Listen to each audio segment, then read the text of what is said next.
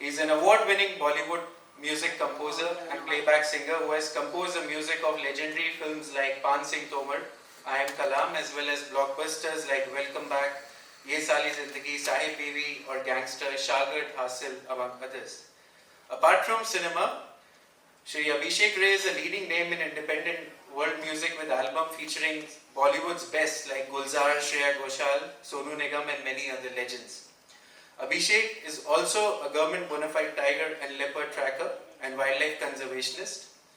He is known for investing all his savings for rewilding a barren mountain to create the world-famous Sitabani Wildlife Reserve, for which he has been recently awarded with the Amazing Indian Award by the Vice President of India, with a letter of appreciation by the Honorable Prime Minister Shri Narendra Modi. He is also a recipient of the prestigious Swabhiman Bharat campaign. So I invite Abhishek ji for his experience sharing how his journey has been in conservation and performance dedicated to tigers.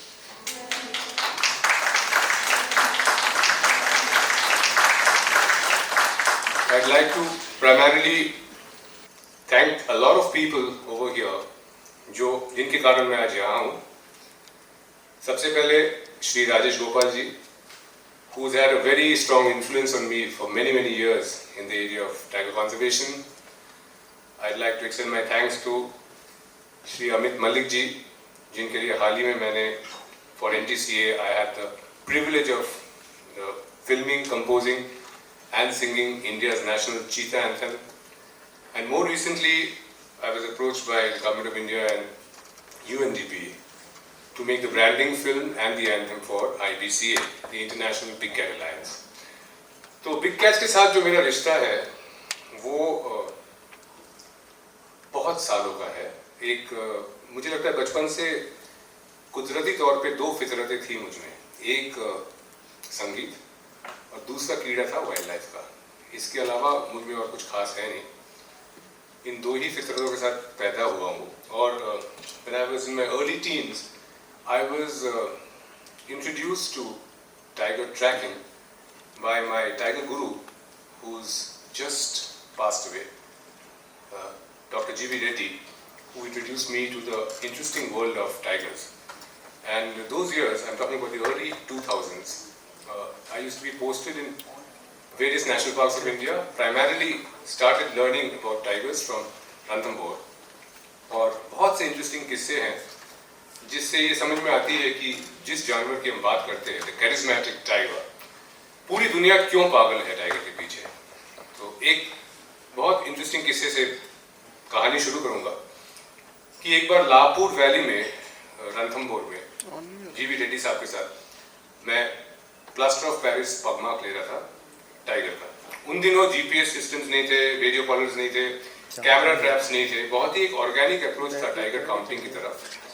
Literally you had to read the forest like a book. And जंगल की अनहोनी कहानी ये है कि you have to enter the forest like a creature. अगर आप human ego लेके जंगल में घुसते हैं तो जंगल बंद रहता है.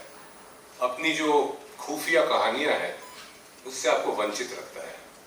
जंगल को समझने के लिए उसको पढ़ना पड़ता है और उसको पढ़ने के लिए ह्यूमन ईगो को बाहर छोड़ के जंगल में घुसना पड़ता है लाइक अ क्रीचर. तो रेड्डी साहब ने मुझे बहुत कुछ सिखाया कि टाइगर सामने आ जाए, आपके हाथ में एक लठ है और कुछ भी नहीं है, तो सारा कुछ गेम जो है आपके बॉडी लैंग्वेज का है. और उन दिनों आई मीन ट्रस्ट मी, सुबह शाम हम पैदल लठ लेके टाइगर से एनकाउंटर करते थे because we are always on the field counting tigers.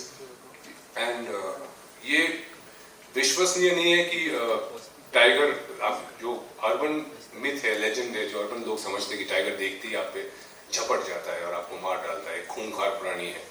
But that is very far from the truth because I feel that the most powerful creatures of nature who are endowed with a lot of power are actually endowed with much more control over that power.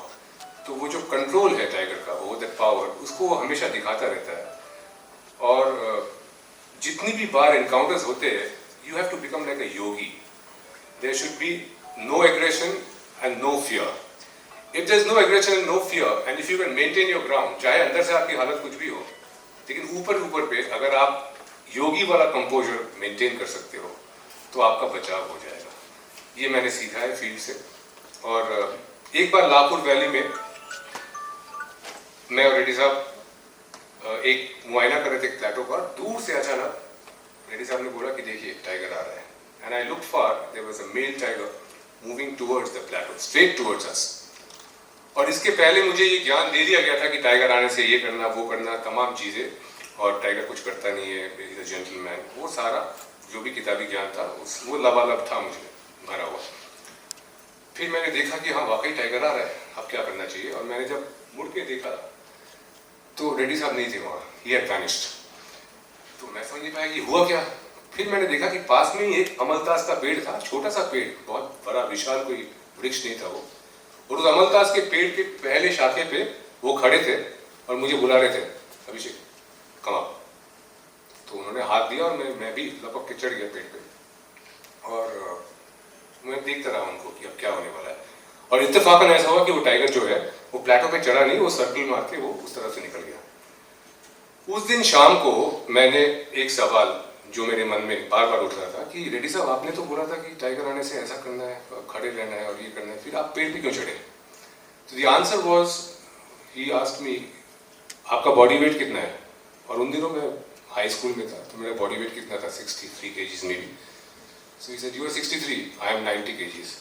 And the gentleman who is coming is between 250 to 300 kgs. तो ये इनका जवाब था। तो कहने का तात्पर्य ये है कि जो किताबी ज्ञान आप सीखते हैं और जो फील्ड में ज्ञान होता है उसमें थोड़ा सा फर्क रहता है। You have to read between the lines, और मौके के हिसाब से you have to decide how you can face an oncoming male tiger, because an oncoming male tiger is a force of nature. उसकी शक्ल, उसकी जो smell है, उसकी जो चाल है, उसका जो रुतबा है, उसकी जो गरिमा है, उसका जो कैरिज्मा है, वो रुकता नहीं, वो चलता ही जाता है। तो अगर आप खड़े हैं उसके रास्ते में तो आपको कहीं ना कहीं छुपना पड़ेगा, उसका रास्ता छोड़ना पड़ेगा। He doesn't stop. So, which is why the tiger has the kind of enigma that it has all across the world. Or in the Indian context, I feel in the subcontinent of India, the conservation that we have achieved today, in spite of being the most populous country in the world, India has 4% of the planet's fresh water, 2.5% of the planet's land area, and more than 20% of the planet's human population. So it is nothing short of a miracle that India still has managed to save all of its megafauna. We have an excellent history in conservation. The conservation ethos of India is so robust that I feel so proud that I am born in the land of the tiger. दुनिया भर में जहाँ पे भी concerts करता हूँ, जहाँ भी जाता हूँ, लोग बोलते हैं आप कहाँ से, where are you from? I say I come from the land of the tiger. So the tiger is deep rooted in the ethos of India and Indian conservation. और मुझे लगता है कि हमारे पौराणिक ग्रंथों में, शास्त्रों में, लिपियों में लिखा गया है कि हम बचपन से ही कुदरत के साथ बड़े होते हैं। बाघ दुर्गा का वाहन है। I come from the country of the elephant god Lord Ganesha, जिसका वाहन चूहा है। इस देश में तुलसी की पूजा होती है, इस देश में पीपल की पूजा होती है। तो जो देश चूहे से लेकर टाइगर तक हर प्राणी की पूजा करे, उस देश में ही इतना दुरुस्त कंजर्वेशन संभव है। Otherwise, with this kind of a population pressure, such heavy pressure on our land, it would be impossible for us to save tigers, leopards, snow leopards, cheetahs, elephants, lions, rhinos, wolves, wild dogs, 1350 species of birds, you name it, we have it. So India is a natural biogeographic giant when it comes to wildlife. और बचपन से ही tiger counting करते हुए, काम करते हुए, मैं एक बार when I was posted in Corbett National Park, by then I was more or less well settled in Bollywood music. गुलजार साहब वो शख्स थे जिन्होंने मुझे बॉलीवुड में इंट्रोड्यूस किया with a couple of very prestigious albums. And I had done music for my initial films like Hasil, Shagid, Pan Singh Tomar, Sahib Give Your Gangster. थोड़ा बहुत अपने पाँव जमाने के पश्चात मैं एक पहाड़ी पे आया धमका कॉर्बेट नेशनल पार्क के साथ में, जो एक बंजर पहाड़ी थी. It had been actually raped by years of cut and slash agriculture, cut and burn agriculture. एकदम बंजर, एकदम टकली थी वो पहाड़ी और उसके चारों तरफ घने जंगल थे. और जैसे बचपन से आदत है कि किसी भी जमीन पे जाके आप सबसे पहले पंजे देखते हैं, यहाँ पे कौन से पंजे हैं, तो कुछ गाय, कुछ भैंसों के, कुछ बकरियों के पंजे थे, लेकिन बीच में अचानक मुझे दिख गया कि गुरु का पंजा था वहाँ पे. So I told my father, Dad, the tiger walks this land. So he gave me a very questioning look. I mean, so what if the tiger walks the land? So how rare is it for a landmass to have tiger presence? वो मुझे तब दिख गया था. और क्योंकि चारों तरफ घना जंगल था, this land was screaming to be returned back to the wild, to re-establish the tiger leopard corridor. तो जो भी थोड़ी बहुत पूंजी मेरे पास थी, मैंने जमा किया था, उसको लगा के बैंक लोन लेके जैसे तैसे मैंने जमीन खरीदी. और then became the long process of rewilding. It was a childhood dream to have a wildlife haven of my own. एक सपना था. That dream saw that manifestation in this hill. And the first job was to eliminate all weeds, lantana, जो वहाँ पे इतने सालों से जड़ गया था. And then plant endemic grasses, bamboo, and most importantly water bodies. मुझे ये लगता है कि इतने साल wildlife के साथ रह के that wildlife conservation today in the planet is by and large a land use issue. It's all about land. क्योंकि अगर हम जमीन और पानी मोनोपोलाइज कर ले, सारा जमीन और पानी, सारी नदी अगर हम मोनोपोलाइज कर ले अपने ही ह्यूमन ओरिएंटेड चीजों के लिए, तो what will happen to the other free ranging wildlife of the planet? The free ranging wildlife doesn't have water to drink.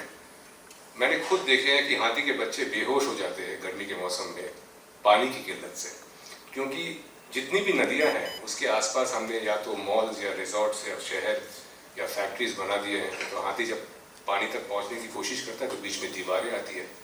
फिर जब वो दीवार तोड़ के अंदर जाने की कोशिश करता है तो लोग बोलते हैं ये प्रॉब्लम एलिफेंट हो गया, इसको पकड़ो, यहाँ पे और एक दीवार बना दो. अरे वो तो बेचारा सिर्फ पानी तक पहुँचने की कोशिश कर रहा है. तो हाथी एक नाम मात्र एग्जाम्पल है. सारे जानवर मैंने देखे पहाड़ी क्षेत्र में जितने भी जानवर है जहाँ मेरी ज़मीन है, उनको एक घूंट पानी के लिए 40-50 किलोमीटर ट्रैक करना पड़ता है गर्मी के मौसम में, क्योंकि सारे पानी पे इंसानों का कब्जा है. तो पानी और ज़मीन अगर हम ना बचा सके इनके लिए, तो बाकी तो wildlife conservation will only be in books. So I did make a couple of water bodies through rain water harvesting on the reserve. जैसे ही वो पानी आ गया, perennial water, that is like a magnet for wildlife. So once I started monitoring the water bodies, वहाँ पे सांप से शुरू करके wasps, bees, birds, deer and the apex predators, they all came for a drink. तो मुझे अभी भी याद है कि बचपन में जब हम मूनलाइट सेंसस करते थे तो फॉरेस्ट डिपार्टमेंट क्या करता था, एक छोटा सा मचा बना के आपको एक वाटर बॉडी के पास 24 घंटे के लिए पोस्ट कर देते थे कि जब टाइगर आएगा तो नोट करना टाइम क्या है. और फिर कंपैरेटिव नोट से हमको पता लग जाता था कि उस एरिया में कितने टाइगर्स ऑपरेट कर रहे हैं, क्योंकि सारे वाटर बॉडी पे एक वॉलंटियर बैठता था. तो पानी एक ऐसी चीज है जहाँ पे बैठ के आप ये सुनिश्चित कर सकते हैं कि कौन कौन से जानवर वहां पे हैं. सांप, बिच्छू, ततैया, मधुमक्खी, टाइगर, हिरण सब आएंगे पानी पीने, और आपको 24 घंटे में ये पता लग जाएगा कि उस जंगल में क्या क्या रहता है. तो when the water bodies took form, that's when deer came in and then the apex predators followed. और उसके बाद 2014 में the miracle happened. मैंने कुछ नहीं किया, I was just the gardener of that land. जो कुछ भी किया इस टाइग्रेस ने किया, जिसने वो जमीन और उसके आसपास का एरिया चुना बच्चे देने के लिए. And in 2014 the universe conspired and a tigress gave birth to cubs in that area. And because by then there was a lot of undergrowth, there was bamboo, there were fruiting trees, there were water bodies, and a robust presence of sambar and Bakan deer, that the cubs kind of grew up in that area, and Sitabani Wildlife Reserve became world famous. तो मुझे लगता है कि आप 1% करते हैं कुदरत के लिए, बाकी 99% नेचर खुद करता है. It's that one little ripple in that water. And you make the water body, उसमें जुगनू, उसमें मेढक, उसमें मछलियाँ, उसमें वाटर एक्वाटिक वेजिटेशन खुद ब खुद आ जाती है, जो अपने आप एक मिरेकल है. आप इसको छोड़ दीजिए बना के, बाकी सारे जानवर वहाँ पे पहुँच जाते हैं अपने आप. तो एक सृष्टि में एक अद्भुत सी बात है कि आप 1% कीजिए, 99% universe will conspire to make it happen. And that's how Sitabani wild reserve happened. And Bollywood में रह के जो जिस दुनिया से मैं आता हूँ वो इतना मटेरियलिस्टिक दुनिया है कि वहाँ पे ये मैटर करता है कि आप कौन सा ब्रांड के कपड़े पहनते हो, कौन सी गाड़ी से उतरते हो. और उस दुनिया में और इस दुनिया में इतना विशाल फर्क है. लेकिन मुझे लगता है कि बॉलीवुड के हीरोज टाइगर के सामने कुछ नहीं है. वो हीरो होते हैं जो कैमरा के लिए भागते हैं, जो देखते हैं कि मुझे कितना प्रेस, कितना पब्लिसिटी मिलता है, कितनी पब्लिक मुझे देख रही है. एक और हीरो है जो ये चाहता है कि उसे कोई ना देखे. वो झाड़ियों में रहे, वो विलुप्त रहे, वो एकदम सीक्रेटिव रहे, इल्यूसिव रहे, and that is the tiger, जिसको देखने के लिए दुनिया भर से लोग आते हैं. And it is the symbol of a clean green economy. जितने टाइगर रिजर्व ज़्यादा हो हमारे देश में, we will be able to conserve more fresh water. Very few people know that most of the mighty rivers of the Indian subcontinent come out of tiger forests. So the tiger is the greatest indicator of our fresh water or monsoon cycle or oxygen cycle. The tiger is the greatest indicator of our ecological health of the entire subcontinent. और बाघ को बचा के हमने ये सुनिश्चित किया है कि हाथी, rhino, so many species of birds, deer, all the other animals which share the same habitat under the umbrella of the tiger get automatically saved.